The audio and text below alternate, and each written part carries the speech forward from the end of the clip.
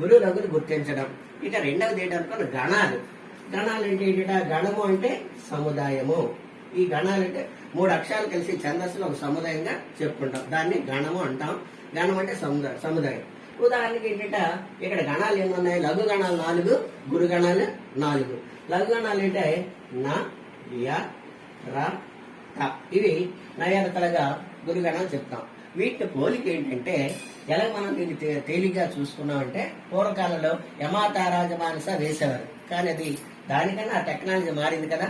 వివిధ రకాలైనటువంటి ఆలోచనలు, వివిధ రకాలైన బోధనా పద్ధతులు వచ్చాయి కాబట్టి ఇప్పుడు నా అంటే చూడండి, స్టెప్ బై స్టెప్ 3 లఘువులు, ఆ తర్వాత ఆది లఘువు, ఆ తర్వాత మధ్య లఘువు, ఆ తర్వాత అంత్య లఘువు, ఆ తర్వాత ఏమో తా అనేది అంత్య లఘువుగా ఈ విధంగా నయరత వేళ్ల మీద చెప్పవచ్చు.